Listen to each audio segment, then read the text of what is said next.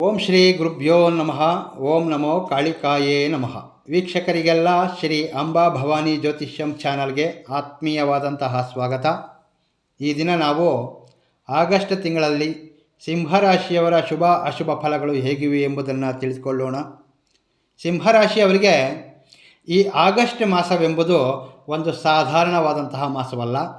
ನಿಮ್ಮ ಜೀವನದಲ್ಲಿ ಒಳ್ಳೆಯ ಹೆಸರು, ಪ್ರತಿಷ್ಠೆ, ಧೈರ್ಯ ಹೆಚ್ಚಾಗಿಸುವಂತಹ ಅವಕಾಶ ಒಂದು ಕಡೆಯಾದರೆ, ಇನ್ನೊಂದು ಕಡೆ ಗ್ರಹಣಗಳ ಕಾರಣದಿಂದ ಜಾಗ್ರತೆಗಳು ಸಹ ಬಹಳ ಅವಶ್ಯಕ. ಈ ತಿಂಗಳಲ್ಲಿ ಯಾರಿಗೆ ಯಾವ ದಿನಗಳು ಅದೃಷ್ಟ ತರುತ್ತವೆ, ಯಾವ ಸಮಯ ನಿಮಗೆ ಶುಭ ಸಮಯವಾಗಲಿದೆ, ಹಾಗೆ ಯಾವುದಾದರೂ ಇನ್ವೆಸ್ಟ್ ಮಾಡಲು ಯಾವ ದಿನಗಳು ಸೂಕ್ತವಾಗಿದೆ, ಎಂತಹ ಸಮಯದಲ್ಲಿ ನಾವು ಕುಟುಂಬದಲ್ಲಿ ಜಾಗ್ರತೆಯನ್ನು ವಹಿಸಬೇಕೆಂಬುದನ್ನು ನೀವು ಮೊದಲೇ ತಿಳಿದುಕೊಂಡ್ರೆ ನೀವು ಈ ಮಾಸವನ್ನು ತುಂಬ ಅನುಕೂಲ ಮಾಸವಾಗಿ ಉಪಯೋಗಿಸಿಕೊಳ್ಳಬಹುದು. ಸೊ ಈ ವಿಡಿಯೋದಲ್ಲಿ ಸಿಂಹರಾಶಿಯವರ ವಿದ್ಯೆ, ಕುಟುಂಬ, ಆರ್ಥಿಕ ಪರಿಸ್ಥಿತಿ, ಉದ್ಯೋಗ, ವ್ಯಾಪಾರ, ಆರೋಗ್ಯ ಈ ಎಲ್ಲ ಫಲಗಳೊಂದಿಗೆ ಕೊನೆಯಲ್ಲಿ ಕೆಲವೊಂದು ಪರಿಹಾರಗಳು ಇವೆಲ್ಲವನ್ನೂ ಸಹ ಈ ವಿಡಿಯೋದಲ್ಲಿ ವಿವರವಾಗಿ ತಿಳಿದುಕೊಳ್ಳೋಣ. ಸೊ ಈ ವಿಡಿಯೋ ಸಿಂಹರಾಶಿಯವರಿಗೆ ಬಹಳ ಉಪಯೋಗವಾಗುತ್ತೆ ಅಂತ ನಾನು ಭಾವಿಸಿದ್ದೇನೆ. ಹಾಗಾಗಿ ವಿಡಿಯೋವನ್ನು ಸ್ಕಿಪ್ ಮಾಡದೆ ಪೂರ್ತಿ ವಿಡಿಯೋವನ್ನು ನೋಡ್ತಕ್ಕಂತಹ ಪ್ರಯತ್ನವನ್ನು ಮಾಡಿ. ಮುಖ್ಯವಾಗಿ ಈ ಆಗಸ್ಟ್ 12ರಂದು ಸೂರ್ಯಗ್ರಹಣ ಏರ್ಪಡ್ತದೆ.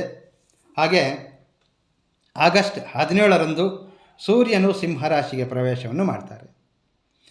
ಹಾಗೆ ಆಗಸ್ಟ್ 28ರಂದು ಚಂದ್ರಗ್ರಹಣ ಏರ್ಪಡ್ತದೆ. ಸೂರ್ಯನು ಸಿಂಹರಾಶಿಗೆ ಪ್ರವೇಶ ಮಾಡೋದರಿಂದ ನಿಮ್ಮಲ್ಲಿ ಸಹಜವಾದಂತಹ ನಾಯಕತ್ವ ಗುಣ, ಆತ್ಮವಿಶ್ವಾಸ ಹೆಚ್ಚಾಗುತ್ತೆ. ಅದೇ ರೀತಿ ಗ್ರಹಣ ಸಮಯದಲ್ಲಿ ಅಂದರೆ ಆ ಒಂದು ಸಮಯದಲ್ಲಿ ಆತುರ, ಗರ್ವ, ಭಾವೋದ್ವೇಗ ರಿಯಾಕ್ಷನ್ನಿಂದ ಅನ್ನೆಸೆಸರಿಯಾದಂತಹ ಕೆಲವೊಂದು ಸಮಸ್ಯೆಗಳು ಸಹ ಬರಬಹುದು. ವೀಕ್ಷಕರೇ, ನಾವು ಈ ವಿಡಿಯೋದಲ್ಲಿ ಹೇಳುವಂತಹ ಫಲಗಳೆಲ್ಲವೂ ಮುಖ್ಯವಾಗಿ ಚಂದ್ರ ರಾಶಿ ಆಧಾರಿತವಾಗಿರ್ತಕ್ಕಂತಹ ಸಾಧಾರಣ ಮಾಸ ಫಲಗಳು. ನೀವು ಒಮ್ಮೆ ನಿಮ್ಮ ಒಂದು ವೈಯಕ್ತಿಕ ಜಾತಕದಲ್ಲಿರ್ತಕ್ಕಂತಹ ಲಗ್ನ, ದಶಾಭುಕ್ತಿಗಳು, ಗ್ರಹಬಲ, ಜನ್ಮ ನಕ್ಷತ್ರ ಮೂಲವಾಗಿ ನಿಮ್ಮ ಒಂದು ಕೆಲವೊಂದು ಫಲಗಳಲ್ಲಿ ಬದಲಾವಣೆ ಇರಬಹುದು. ಸೊ ಆರೋಗ್ಯ, ವ್ಯಾಪಾರ, ಇನ್ವೆಸ್ಟ್ಮೆಂಟ್ ವಿಷಯಗಳಲ್ಲಿ ಇವು ಕೇವಲ ಸಾಧಾರಣ ಜ್ಯೋತಿಷ್ಯ ಮಾರ್ಗದರ್ಶನ ಮಾತ್ರ. ಪ್ರಾಕ್ಟಿಕಲ್ ನಿರ್ಣಯಗಳಿಗೆ ನೀವು ವೈದ್ಯರ ಅಥವಾ ಆರ್ಥಿಕ ನಿಪುಣರ ಮತ್ತು ನ್ಯಾಯವಾದಿಗಳ ಸಲಹೆ ತೆಗೆದುಕೊಳ್ತಕ್ಕಂತಹದ್ದು ಉತ್ತಮ. ಇನ್ನು ಈ ತಿಂಗಳಲ್ಲಿ ಸಿಂಹರಾಶಿಯವರಿಗೆ ಗ್ರಹಗಳ ಪ್ರಭಾವದಿಂದ ಧೈರ್ಯ ಸಿಗಲಿದೆ. ನಾನು ಈ ಕೆಲಸವನ್ನು ಮಾಡಬಲ್ಲೆ ಎಂಬಂತಹ ಫೀಲಿಂಗ್ಸ್ ಹೆಚ್ಚಾಗುತ್ತೆ. ಆಗಸ್ಟ್ 17ರ ನಂತರ ನಿಮಗೆ ಪ್ರೆಸೆನ್ಸ್ ಹೆಚ್ಚಾಗುತ್ತೆ. ಜನಗಳ ಮಧ್ಯೆ ನಿಮ್ಮ ಮಾತಿಗೆ ಗೌರವ ಸಿಗುತ್ತೆ ಅಂತ ಹೇಳಬಹುದು.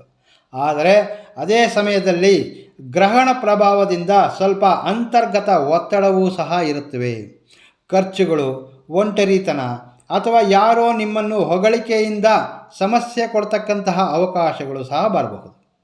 ರವಿಗ್ರಹ ಈ ತಿಂಗಳ ಮೊದಲ ಭಾಗದಲ್ಲಿ ಕರ್ಕಾಟಕದಲ್ಲಿದ್ದು ಆಗಸ್ಟ್ 17ರಿಂದ ತನ್ನ ಸ್ವಸ್ಥಾನಕ್ಕೆ ಬರ್ತಾರೆ.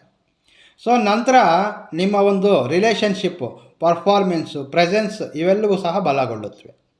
ಮೊದಲೇ ತಿಳಿಸಿದ ಹಾಗೆ ಈ ತಿಂಗಳಲ್ಲಿ 2 ಗ್ರಹಣಗಳು ಏರ್ಪಡುತ್ತವೆ. ಸೊ ಗ್ರಹಣದ ಮುಂದೆ ಮತ್ತು ಹಿಂದಿನ 2 ದಿನಗಳು ನೀವು ಮಾತನಾಡ್ತಕ್ಕಂತಹ ಮಾತುಗಳು ಮತ್ತು ತೆಗೆದುಕೊಳ್ತಕ್ಕಂತಹ ಕೆಲವೊಂದು ನಿರ್ಣಯಗಳು, ಇನ್ವೆಸ್ಟ್ಮೆಂಟ್ ಇವೆಲ್ಲವನ್ನೂ ಸಹ ನೀವು ತುಂಬ ಆಲೋಚಿಸಿ ಮಾಡಬೇಕಾಗಿರ್ತದೆ. ಇನ್ನು ವಿದ್ಯಾರ್ಥಿಗಳಿಗೆ ಹೇಗಿದೆ ಅಂದರೆ, ವಿದ್ಯಾರ್ಥಿಗಳಿಗೆ ಈ ತಿಂಗಳು ಆವ್ರೇಜ್ನಿಂದ ಒಳ್ಳೆಯ ಫಲಗಳ ಕಡೆ ಹೋಗಲಿದ್ದಾರೆ. ತಿಂಗಳ ಪ್ರಾರಂಭದಲ್ಲಿ ಸ್ವಲ್ಪ ಕಾನ್ಸಂಟ್ರೇಷನ್ ಕಡಿಮೆ ಆಗಬಹುದು. ಮುಖ್ಯವಾಗಿ ಗ್ರಹಣ ಸಮಯದಲ್ಲಿ ಅಥವಾ ಗ್ರಹಣದ ಹತ್ತಿರ ದಿನಗಳಲ್ಲಿ ಈ ಮೊಬೈಲ್ ಇರಬಹುದು, ಸೋಷಿಯಲ್ ಮೀಡಿಯಾ, ಫ್ರೆಂಡ್ಸು ಇವುಗಳ ಒಂದು ಇನ್ಫ್ಲೂಯೆನ್ಸ್ ಹೆಚ್ಚಾಗಿ ವಿದ್ಯೆಯ ಕಡೆ ಆಸಕ್ತಿ ಕಡಿಮೆ ಆಗ್ತಕ್ಕಂತಹ ಅವಕಾಶಗಳಿರುತ್ತವೆ. ಆಗಸ್ಟ್ 17ರ ನಂತರ ವಿದ್ಯೆಯಲ್ಲಿ ಅಂದರೆ ಓದಿದ್ದು ನೆನಪಿರ್ತದೆ, ಮೆಮೊರಿ ಪವರ್ ಹೆಚ್ಚಾಗುತ್ತವೆ, ಮಾತನಾಡ್ತಕ್ಕಂತಹ ಧೈರ್ಯ, ಪರೀಕ್ಷೆಗಳಲ್ಲಿ ಉತ್ತಮ ಅಂಕಗಳನ್ನು ಕಾಣಬಹುದು. ಕಾಂಪಿಟೇಟಿವ್ ಎಕ್ಸಾಮ್ ಬರಿತಾ ಇರತಕ್ಕಂತಹ ವಿದ್ಯಾರ್ಥಿಗಳು ರಿವಿಷನ್ ಪ್ಲಾನ್ ಬದಲಾಯಿಸದೆ ಡಿಸಿಪ್ಲಿನ್ನಾಗಿ ಅಭ್ಯಾಸ ಮಾಡಿದರೆ ಉತ್ತಮವಾಗಿರ್ತದೆ. 21, 22, 23 ಈ ದಿನಾಂಕಗಳಂದು ಅಪ್ಲಿಕೇಶನ್ ಇರಬಹುದು, ಇಂಟರ್ವ್ಯೂಸು, ಅಡ್ಮಿಷನ್ಸು, ಡಿಸ್ಕಷನ್ ಹಾಗೆ ಮೆಂಟಲ್ ಮೀಟಿಂಗ್ನಂತಹ ಕೆಲಸಗಳಿಗೆ ತುಂಬ ಅದ್ಭುತವಾದಂತಹ ದಿನಗಳು. ಹಾಗೆ ಸ್ವಲ್ಪ ಬೇಡವಾದಂತಹ ಫ್ರೆಂಡ್ಶಿಪ್ಪು, ಲೇಟ್ ನೈಟು ಇವುಗಳನ್ನು ಸ್ವಲ್ಪ ನೀವು ಅವಾಯ್ಡ್ ಮಾಡಿದರೆ ವಿದ್ಯೆಯಲ್ಲಿ ಹೆಚ್ಚಿನ ಫೋಕಸ್ ನೀಡಲು ಸಾಧ್ಯವಾಗುತ್ತೆ. ಇನ್ನು ಉದ್ಯೋಗದಲ್ಲಿರ್ತಕ್ಕಂಥವ್ರಿಗೆ ಇದು ಒಳ್ಳೆಯ ವಿಸಿಬಿಲಿಟಿ ಮಂತ್ ಅಂತ ಹೇಳಬಹುದು. ಮ್ಯಾನೇಜ್ಮೆಂಟು, ಅಡ್ಮಿನಿಸ್ಟ್ರೇಷನ್ನು, ಗೌರ್ನಮೆಂಟು, ಸೂಪರ್ವೈಸನ್ನು, ಅಥಾರಿಟಿ ರಿಲೇಟಿವ್ ಉದ್ಯೋಗದಲ್ಲಿರ್ತಕ್ಕಂಥವ್ರಿಗೆ ಇದು ಒಂದು ಬಹಳ ಉಪಯೋಗವಾಗ್ತಕ್ಕಂತಹ ಸಮಯ ಅಂತ ಹೇಳಬಹುದು. ಆಗಸ್ಟ್ 17ರಿಂದ 27ರ ಮಧ್ಯೆ ನಿಮ್ಮ ಕೆಲಸಗಳಲ್ಲಿ ಹೆಚ್ಚಿನ ಅನುಕೂಲಗಳನ್ನು ಕಾಣ್ತೀರಿ. ಪೆಂಡಿಂಗ್ ಅಪ್ರೂವಲ್ಸ್ ಇರಬಹುದು, ಸೀನಿಯರ್ಸು ಸಪೋರ್ಟ್ ಇರಬಹುದು, ಅಥವಾ ಟೀಮ್ ಲೀಡರ್ಶಿಪ್ಪು, ರೋಲ್ ಎಕ್ಸ್ಪೆನ್ಷನ್ನಂತಹ ವಿಷಯಗಳಲ್ಲಿ ಅನುಕೂಲತೆಯನ್ನು ಕಾಣಲಿದ್ದೀರಿ. ಇನ್ನು ಜಾಬ್ ಸರ್ಚ್ ಮಾಡ್ತಾ ಇರ್ತಕ್ಕಂಥವ್ರಿಗೆ, ಇಂಟರ್ವ್ಯೂ ಪ್ಲ್ಯಾನ್ ಮಾಡ್ತಾ ಇರ್ತಕ್ಕಂಥವ್ರಿಗೆ ಈ ಆಗಸ್ಟ್ 21, 22, 23 ಟಾರ್ಗೆಟ್ ಮಾಡಿ ಈ ದಿನಗಳಲ್ಲಿ ಕಾನ್ಫಿಡೆನ್ಸ್ನಿಂದ ಕ್ಲಾರಿಟಿಯಾಗಿ ಮಾತನಾಡಿದರೆ ನಿಮ್ಮ ಇಂಪ್ರೆಷನ್ ಬಲವಾಗಿ ಕಾಣ್ತಕ್ಕಂತಹ ಸಾಧ್ಯತೆಗಳಿರ್ತವೆ. ಮುಖ್ಯವಾಗಿ ಗ್ರಹಣ ಹತ್ತಿರ ದಿನಗಳಲ್ಲಿ ನಿಮ್ಮ ಹಿರಿಯ ಅಧಿಕಾರಿಗಳೊಂದಿಗೆ ಸ್ವಲ್ಪ ಈಗೋ ಕ್ಲಾಶಸ್ ಕಡಿಮೆ ಮಾಡಿಕೊಳ್ಬೇಕು. ನನಗೆಲ್ಲ ತಿಳಿದಿದೆ ಎಂಬಂತಹ ಆ್ಯಟಿಟ್ಯೂಡ್ ಕಡಿಮೆ ಮಾಡಿಕೊಂಡ್ರೆ ಅನಗತ್ಯವಾದಂತಹ ಸಮಸ್ಯೆಗಳು ಕಡಿಮೆ ಆಗುತ್ತವೆ. ಪ್ರಮೋಷನ್ನು, ಪೋಸ್ಟಿಂಗು, ಪ್ರಾಜೆಕ್ಟ್ ವಿಷಯಗಳಲ್ಲಿ ತಾಳ್ಮೆಯಿಂದ ಕಮ್ಯುನಿಕೇಟ್ ಮಾಡಿದರೆ ಒಳ್ಳೆಯ ರಿಸಲ್ಟ್ ಕಾಣ್ತಕ್ಕಂತಹ ಅವಕಾಶಗಳು ಬಲವಾಗಿವೆ.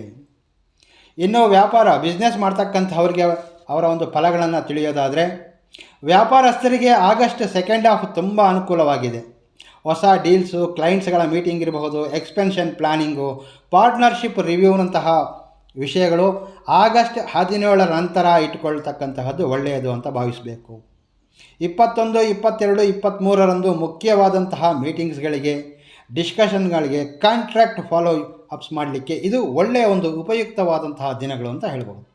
24ರಿಂದ 27ರವರೆಗೆ ಫೈನಾನ್ಷಿಯಲ್ ಅಡ್ಜಸ್ಟ್ಮೆಂಟ್ಸ್ ಇರಬಹುದು, ಇನ್ವೆಸ್ಟ್ಮೆಂಟ್ಗಳಿಗೆ, ಬಿಸ್ನೆಸ್ ಪ್ಲಾನಿಂಗ್ ಮಾಡಿಕೊಳ್ಳಲು ಒಳ್ಳೆಯ ಸಮಯ ಅಂತ ಭಾವಿಸಬೇಕು. ತಿಂಗಳ ಕೊನೆಯಲ್ಲಿ, ಅಂದರೆ ಈ ತಿಂಗಳ ಕೊನೆಯಲ್ಲಿ, ಆಗಸ್ಟ್ ಕೊನೆಯಲ್ಲಿ ಪಾರ್ಟ್ನರ್ಶಿಪ್ ಮಾತುಗಳಲ್ಲಿ, ಹಾಗೆ ಬಿಸ್ನೆಸ್ ಪಾರ್ಟ್ನರ್ಸ್ನೊಂದಿಗೆ ಮಾತುಗಳಿಂದ ಭಿನ್ನಾಭಿಪ್ರಾಯಗಳು, ಶೇರ್ ರೇಷಿಯೋ ಇರಬಹುದು, ಟ್ರಸ್ಟ್ ವಿಚಾರಗಳಲ್ಲಿ ಎಚ್ಚರಿಕೆಯಿಂದ ತಾಳ್ಮೆಯಿಂದ ಹ್ಯಾಂಡಲ್ ಮಾಡ್ತಕ್ಕಂತಹದ್ದು ಉತ್ತಮ. ಚಂದ್ರಗ್ರಹಣ ಪ್ರಭಾವದಿಂದ ಸಣ್ಣ ಪುಟ್ಟ ಮಿಸ್ಅಂಡರ್ಸ್ಟ್ಯಾಂಡಿಂಗ್ಸ್ ಸಹ ದೊಡ್ಡದಾಗಿ ಬೆಳೆಯುವಂತಹ ಸಾಧ್ಯತೆಗಳಿರುತ್ತವೆ.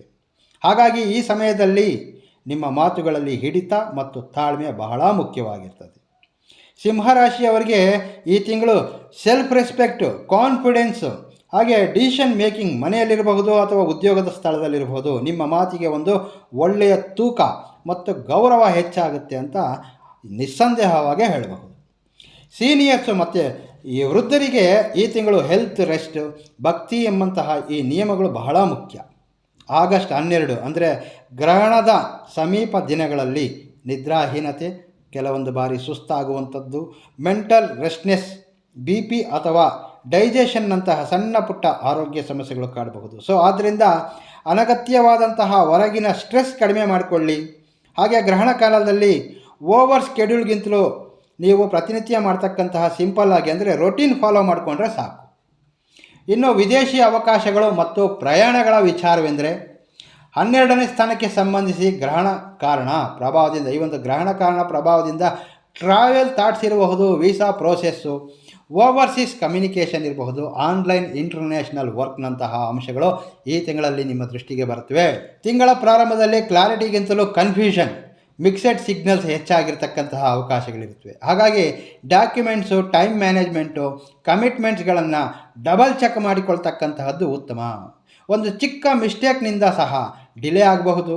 ಪ್ರಾಬ್ಲಮ್ ಆಗಬಾರ್ದು ಅಂದರೆ ಪೇಪರ್ ವರ್ಕ್ನ ಮೇಲೆ ನೀವು ಎಕ್ಸ್ಟ್ರಾ ಕೇರ್ ತೆಗೆದುಕೊಳ್ಳೋದು ಬಹಳ ಮುಖ್ಯ. ಆಗಸ್ಟ್ 17ರ ನಂತರ ಕಾನ್ಫಿಡೆನ್ಸ್ ಹೆಚ್ಚಾಗುವುದರಿಂದ ಫಾರಿನ್ ಕಾಂಟ್ರಾಕ್ಟ್ಸ್ಗಳ ಜೊತೆ ಕಮ್ಯುನಿಕೇಷನ್ ಬೆಟರ್ ಆಗಿರ್ತದೆ. ವಿದೇಶಿ ಉದ್ಯೋಗಸ್ಥರು, ಕನ್ಸಲ್ಟೆನ್ಸಿ ಕಾಂಟ್ಯಾಕ್ಟ್ಸ್ ಇರ್ತಕ್ಕಂಥವ್ರು ಜಾಗ್ರತೆಯಿಂದ ಸ್ಟೆಪ್ ಬೈ ಸ್ಟೆಪ್ ಹೋಗೋದು ಒಳ್ಳೆಯದು.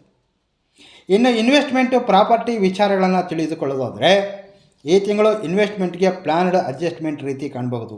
24ರಿಂದ 27ರ ಮಧ್ಯೆ ಇನ್ವೆಸ್ಟ್ಮೆಂಟು, ಹಾಗೆ ಒಂದು ಯಾವುದಾದ್ರೂ ಒಂದು ಬಂಡವಾಳ ಅಂದರೆ ಯಾವುದಾದ್ರೂ ಒಂದು ನೆಲದ ಮೇಲೆ ಅಥವಾ ಭೂಮಿಯ ಮೇಲೆ ಇನ್ವೆಸ್ಟ್ ಮಾಡಲು ರಿವ್ಯೂ ಮಾಡ್ತಕ್ಕಂತಹದ್ದು, ರಿಸ್ಕ್ ಕಡಿಮೆ ಮಾಡಿಕೊಳ್ತಕ್ಕಂತಹದ್ದು, ಹಾಗೆ ಒಂದು ರೀತಿಯ ಬ್ಯಾಲೆನ್ಸ್ ಮಾಡ್ತಕ್ಕಂತಹದ್ದು ಉತ್ತಮ ಅಂತ ಹೇಳ್ಬೋದು. ಹಾಗೆ ಸ್ಟಾಕ್ ಮಾರ್ಕೆಟ್ನಲ್ಲಿ ಎಮೋಷನ್ಗಿಂತಲೂ ಸಹ ನೀವು ಡಿಸಿಪ್ಲಿನ್ನಿಂದ ಮುಂದೆ ಹೋಗಬೇಕು. ಗ್ರಹಣ ಸಮಯದ ಪರ ಬಂದಾಗ ಭಯ ಅಥವಾ ಅತಿ ಆಸೆಯಿಂದ ಟ್ರೇಡ್ ಮಾಡಿದರೆ ಕೆಲವೊಂದು ತಪ್ಪುಗಳು ನಡೆಯುವಂತಹ ಸಾಧ್ಯತೆಗಳಿರುತ್ತವೆ. ಹಾಗಾಗಿ ಈ ಸಮಯದಲ್ಲಿ ಜಾಗ್ರತೆಯಿಂದ ಆಲೋಚಿಸಿ ಇನ್ವೆಸ್ಟ್ ಮಾಡ್ತಕ್ಕಂತಹದ್ದು ಬಹಳ ಉತ್ತಮ ಅಂತ ಹೇಳ್ತೇನೆ. ಪ್ರಾಪರ್ಟಿ ವಿಚಾರಗಳಲ್ಲಿ ಯಾವುದಾದ್ರೂ ಸ್ಥಳ ಅಂದರೆ ಸೈಟ್ ವಿಸಿಟ್ ಇರಬಹುದು, ಹಾಗೆ ಒಂದು ಡಿಸ್ಪೋಷನ್ ಫ್ಯಾಮಿಲಿ ಕನ್ಸಲ್ಟೇಷನ್ ಇರಬಹುದು, ಡಾಕ್ಯುಮೆಂಟ್ಸ್ನಂತಹವು ಮಾಡಬಹುದು. ಆದರೆ ಫೈನಲ್ ಕಮಿಟ್ಮೆಂಟ್ಗೆ ಮೊದಲೇ ಪೇಪರ್ಸ್ಗಳು, ಅಪ್ರೂವಲ್ಸು, ಲೀಗಲ್ ಕ್ಲಾರಿಟಿ ಇವುಗಳನ್ನೆಲ್ಲ ವೆರಿಫೈ ಮಾಡಿಕೊಂಡ ನಂತರವೇ ನೀವು ಮುಂದೆ ಹೋಗಬೇಕು. ಜ್ಯೋತಿಷ್ಯ ಸಲಹೆಯ ಜೊತೆ ನ್ಯಾಯಪರವಾದಂತಹ ಲೀಗಲ್ ಒಪಿನಿಯನ್ ತೆಗೆದುಕೊಳ್ತಕ್ಕಂತಹದ್ದು ಸಹ ಬಹಳ ಮುಖ್ಯ. ಇನ್ನು ಆರೋಗ್ಯ ವಿಚಾರವನ್ನು ನೋಡೋದಾದರೆ ಸಿಂಹರಾಶಿಯವರಿಗೆ ಸ್ವಲ್ಪ ನಿದ್ರಾಹೀನ ಸಮಸ್ಯೆ, ಡೈಜೆಷನ್ನು, ಸ್ಟ್ರೆಸ್ಸು, ಹಾಗೆ ಒಂದು ಜಂಕ್ ಫುಡ್ಡು ಇವೆಲ್ಲವೂ ಸ್ವಲ್ಪ ಅವಾಯ್ಡ್ ಮಾಡಬೇಕು. ಸಣ್ಣ ಪುಟ್ಟ ಸಮಸ್ಯೆಗಳು ಕಾಡುತ್ತೆ. ವಿಶೇಷವಾಗಿ ಆಗಸ್ಟ್ 7ರಿಂದ 9, 14ರಿಂದ 16 ಮಧ್ಯೆ ಈ ಬ್ಯಾಡ್ ಹ್ಯಾಬಿಟ್ಸ್ಗೆ ಸ್ವಲ್ಪ ದೂರವಾಗಿರಬೇಕು. ಇನ್ನು ಕುಟುಂಬ ವಿಚಾರವನ್ನು ನೋಡೋದಾದರೆ ಫ್ಯಾಮಿಲಿ ವಿಚಾರ, ಕುಟುಂಬ ಜೀವನ ಒಟ್ಟಾರೆಯಾಗಿ ಗಮನಿಸೋದಾದರೆ ಸಾಮಾನ್ಯವಾಗಿ ಶಾಂತಿಯುತವಾಗಿ ನಡೆಸ್ಕೊಂಡು ಹೋಗುತ್ತವೆ. ಮುಖ್ಯವಾಗಿ ಈ ತಿಂಗಳು ಕುಟುಂಬದೊಂದಿಗೆ ಮತ್ತು ಮಕ್ಕಳೊಂದಿಗೆ ಟೈಮ್ ಸ್ಪೆಂಡ್ ಮಾಡ್ತಕ್ಕಂತಹದ್ದು, ಹಾಗೆ ಸಣ್ಣ ಪುಟ್ಟ ಟ್ರಿಪ್ಸು, ಸ್ಮಾಲ್ ಔಟಿಂಗ್ ಮತ್ತು ಈ ಬಾಂಡಿಂಗ್ಗಾಗಿ ಒಳ್ಳೆಯ ಸಮಯ ಅಂತ ಹೇಳಬಹುದು. ಈ ತಿಂಗಳಲ್ಲಿ ಮಕ್ಕಳೊಂದಿಗೆ ಮತ್ತು ಕುಟುಂಬದೊಂದಿಗೆ ಸಪೋರ್ಟಿವ್ ಆಗಿರೋದ್ರಿಂದ ಕುಟುಂಬ ಸಂಬಂಧಗಳು ಇನ್ನಷ್ಟು ಬಲಗೊಳ್ಳುತ್ತವೆ. ದಾಂಪತ್ಯ ವಿಚಾರದಲ್ಲಿ 10ರಿಂದ 13, 28, 29 ದಿನಾಂಕಗಳಂದು ಹೊಂದಿಕೊಂಡು ಹೋಗ್ತಕ್ಕಂತಹ ಪ್ರಯತ್ನವನ್ನು ಮಾಡಿ. ಯಾವುದೇ ಒಂದು ಸಣ್ಣ ವಿಚಾರವನ್ನು ಸಹ ದೊಡ್ಡದಾಗಿ ತೆಗೆದುಕೊಂಡು ಹೋಗಬೇಡಿ. ಚಂದ್ರಗ್ರಹಣ ಪ್ರಭಾವದಿಂದ ನಿಮ್ಮ ಬಾಳ ಸಂಗಾತಿ ಅಥವಾ ಪಾರ್ಟ್ನರ್ನೊಂದಿಗೆ ಮಿಸ್ಅಂಡರ್ಸ್ಟ್ಯಾಂಡಿಂಗ್ಸ್ ಹೆಚ್ಚಾಗಬಹುದು. ಸೊ ಹಾಗಾಗಿ ಈ ಸಮಯ ಸರಿಯಾದಂತಹ ಮಾತು ಸರಿಯಾದಂತಹ ಸಮಯದಲ್ಲಿ ಬಳಸಿಕೊಳ್ಬೇಕು. ತಾಳ್ಮೆ ಬಹಳ ಮುಖ್ಯ ಎಂಬುದನ್ನು ಮಾತ್ರ ಮರೆಯಬೇಡಿ. ಇನ್ನು ಪರಿಹಾರಗಳೆಂದರೆ ಈ ತಿಂಗಳಲ್ಲಿ 2 ಗ್ರಹಣಗಳಿವೆ. ಸೂರ್ಯಗ್ರಹಣ ಸಂಬಂಧವಾಗಿ ನೋಡೋದಾದರೆ ಆಗಸ್ಟ್ 12ರ ನಂತರದ ದಿನ ಅಂದರೆ ಆಗಸ್ಟ್ 13 ಇರಬಹುದು. 1 ಕಿಲೋ ಗೋಧಿ, ತೆಂಗಿನಕಾಯಿ ಮತ್ತು ದಕ್ಷಿಣೆಯಿಂದ ಸೇರಿಸಿ ಹತ್ತಿರದ ಶಿವಾಲಯದಲ್ಲಿ ದಾನವನ್ನು ಮಾಡಿ. ಸಿಂಪಲ್ ರೆಮಿಡಿ, ಇದಕ್ಕಿಂತಲೂ ಹೆಚ್ಚಿನ ಖರ್ಚು ಮಾಡ್ತಕ್ಕಂತಹ ಅಗತ್ಯ ಇಲ್ಲ. ಇನ್ನು ಚಂದ್ರಗ್ರಹಣದ ದಿನ ಮಧ್ಯಾಹ್ನ 1 ಗಂಟೆಯ ನಂತರ 2 ಕಿಲೋ ಅಕ್ಕಿ, ತೆಂಗಿನಕಾಯಿ, ಹಾಲು, ಮೊಸರು ಇಂತಹವುಗಳನ್ನು ನೀವು ದೇವಾಲಯಕ್ಕೆ ಕೊಡಬಹುದು ಅಥವಾ ಬಡವರಿಗೆ ಅನ್ನದಾನವನ್ನು ಸಹ ಮಾಡಬಹುದು. ಇದರೊಂದಿಗೆ ಪ್ರತಿ ಭಾನುವಾರ ಸೂರ್ಯ ನಮಸ್ಕಾರ ಮತ್ತು ಅರ್ಘ್ಯವನ್ನು ನೀಡತಕ್ಕಂತಹದ್ದು, ಹಾಗೆ ಗ್ರಹಣದ ದಿನಗಳಲ್ಲಿ ಮಂತ್ರಜಪ, ಧ್ಯಾನ ಮತ್ತು ದಾನ ಮಾಡೋದ್ರಿಂದ ಇನ್ನೂ ಹೆಚ್ಚಿನ ಪುಣ್ಯ ಫಲ ದೊರೆಯುತ್ತೆ ಅಂತ ಹೇಳ್ಬೋದು. ಸಿಂಹರಾಶಿಯವರಿಗೆ ಈ ತಿಂಗಳಲ್ಲಿ ಅದೃಷ್ಟದ ಬಣ್ಣ ಗೋಲ್ಡ್, ಆರೆಂಜ್ ಮತ್ತು ರೆಡ್. ಅದೃಷ್ಟದ ಸಂಖ್ಯೆ 1, 3 ಮತ್ತು 9. ಅದೃಷ್ಟ ದಿನಗಳು ಭಾನುವಾರ, ಮಂಗಳವಾರ ಮತ್ತು ಗುರುವಾರ. ಇದಿಷ್ಟು ಆಗಸ್ಟ್ ತಿಂಗಳ ಸಿಂಹರಾಶಿಯವರ ಫಲಗಳು. ವೀಕ್ಷಕರೇ, ಈ ವಿಡಿಯೋ ನಿಮಗೆ ಉಪಯುಕ್ತವಾಗಿದೆ ಎಂದು ಅನಿಸಿದರೆ ಲೈಕ್ ಮಾಡಿ, ನಿಮ್ಮ ಕುಟುಂಬ ಮತ್ತು ಸ್ನೇಹಿತರೊಂದಿಗೆ ಶೇರ್ ಮಾಡಿ. ಹಾಗೆ ನೀವಿನ್ನೂ ನಮ್ಮ ಶ್ರೀ ಅಂಬಾ ಭವಾನಿ ಜ್ಯೋತಿಷ್ಯಾಲಯ ಚಾನಲ್ ಸಬ್ಸ್ಕ್ರೈಬ್ ಮಾಡಿಕೊಳ್ಳದೇ ಇದ್ದಲ್ಲಿ ಈ ಕೂಡಲೇ ಸಬ್ಸ್ಕ್ರೈಬ್ ಮಾಡಿಕೊಂಡು ಬೆಲ್ ಐಕಾನ್ ಒತ್ತಿರಿ. ಮುಂದಿನ ಸಂಚಿಕೆಯಲ್ಲಿ ಭೇಟಿಯಾಗ್ತೇನೆ. ನಮಸ್ಕಾರ. ಸರ್ವೇ ಜನೋ ಸುಖಿನೋ ಭವಂತು.